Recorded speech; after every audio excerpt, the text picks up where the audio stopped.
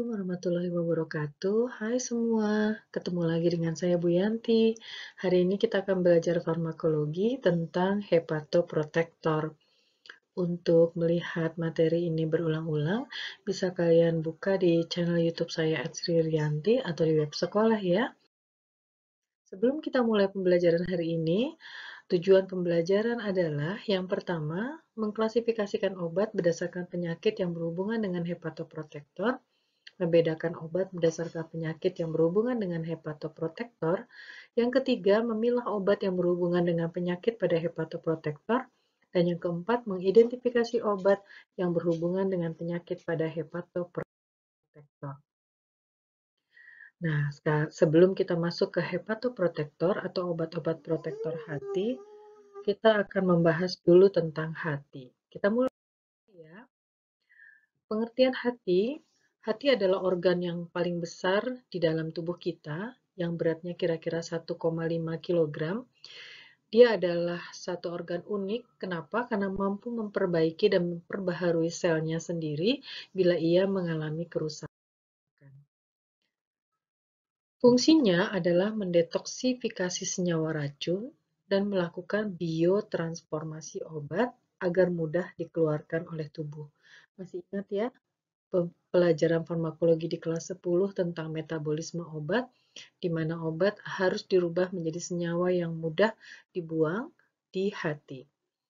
Kemudian untuk mengetahui adanya kerusakan hati, kita tidak bisa melihatnya dengan begitu saja, tetapi harus dilakukan dengan pemeriksaan laboratorium.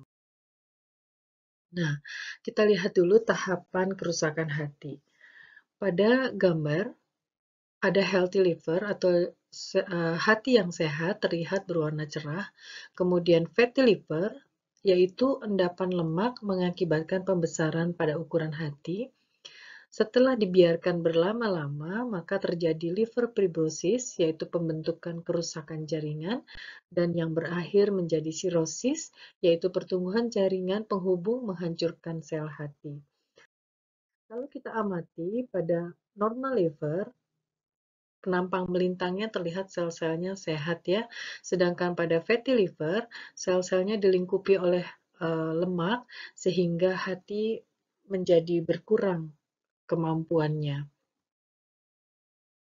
Nah, untuk mengetahui apakah hati kita sehat atau tidak, atau mengalami kerusakan atau tidak, dilakukan pemeriksaan laboratorium, yaitu memeriksakan SGPT. Apa itu SGPT?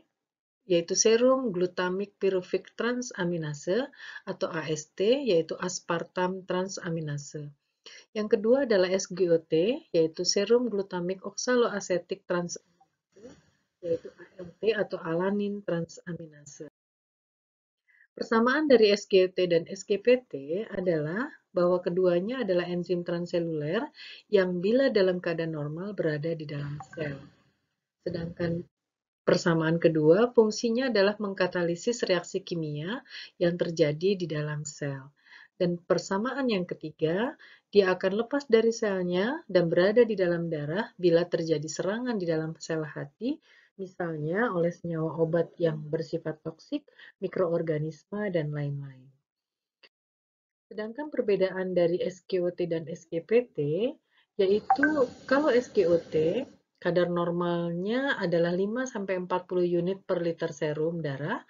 Dia ada di dalam hati dan di organ lain seperti jantung, otot, ginjal, dan otak. Bila kadar di dalam darahnya tinggi dari normal, belum tentu terjadi infeksi atau kerusakan pada hati.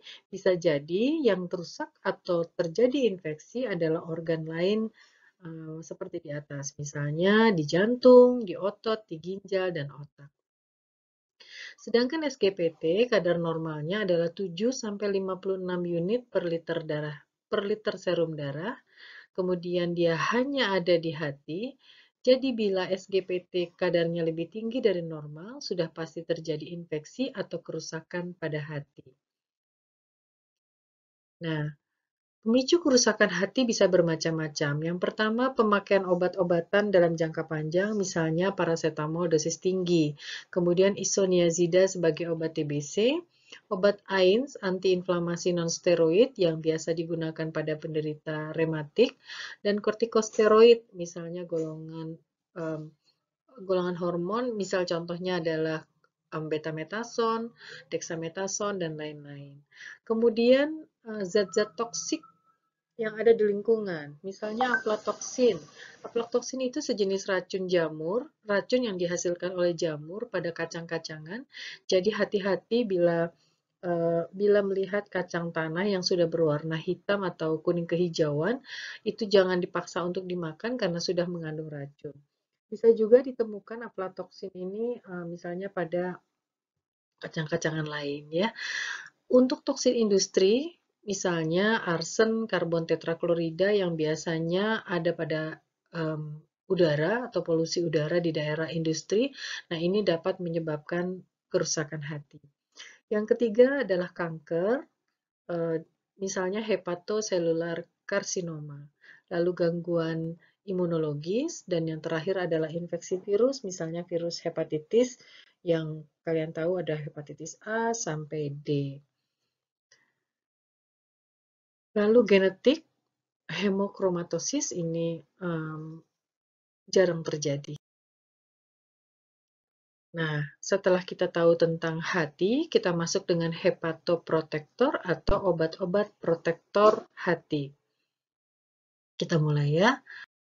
Apa itu hepatoprotektor? Pengertiannya adalah zat atau obat yang digunakan sebagai vitamin tambahan untuk melindungi, meringankan, atau menghilangkan gangguan fungsi hati akibat pemicu-pemicu yang sudah kita jelaskan di atas. Nah, kandungan hepatoprotektor yang pertama pada umumnya adalah metionin. Fungsinya untuk melawan keracunan pada hati. Yang kedua, kolin, untuk mencegah dan menghilangkan perembesan lemak ke dalam hati dan melawan keracunan. Biasanya keduanya ini berada dalam satu obat sebagai kombinasi. Bila kita ingin menggunakan bahan-bahan yang bersifat alami, bisa kita temukan yaitu turmeric, yang alami ditemukan pada empon-empon seperti kunyit dan temulawak. Jadi untuk mengonsumsi kunyit dan temulawak rutin tiap hari itu baik bagi kesehatan hati. Itu saja yang bisa saya sampaikan hari ini tentang hepatoprotektor. Jangan lupa selalu tetap semangat belajar di rumah. Terima kasih atas atensi kalian semua. Bila ada pertanyaan atau diskusi, kita akan ketemu di WA Group ya. Sampai ketemu lagi di pembelajaran berikutnya. Wassalamualaikum warahmatullahi wabarakatuh.